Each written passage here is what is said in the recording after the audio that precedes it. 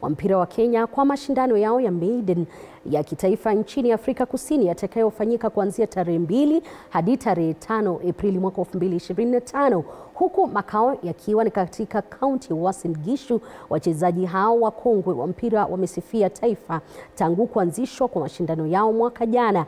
Baada ya umri wa wachezaji hao ni kati ya miaka 52 hadi miaka 72. Mlinzi wa timu hiyo Elizabeth Keitani ametoa shukrani kwa msaada wa Wizara ya Michezo nchini.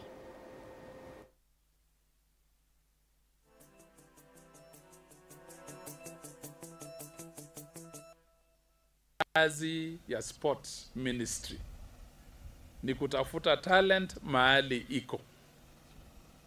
Wakishapata hiyo talent wanaifanya ikue, right? Alafu wakishafanya ikue hiyo talent, sijui tunasemaje kwa Kiswahili, wana monetize, wanawapatia pesa mifuko yao kufuatana na ule ushindi ambao watapata.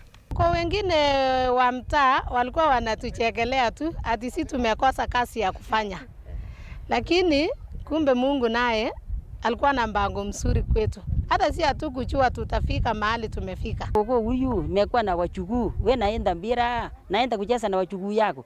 Mimi naambia ndio, mimi naenda kucheza mwili yangu. Mimi nasema mwili yangu. Alikuwa mimi sijui kama nyinyi sasa naingia hapa, kama serikali naingia hapa. Grannies na wazee grannies pia wakuwe na time ya kufanya mchezo yao.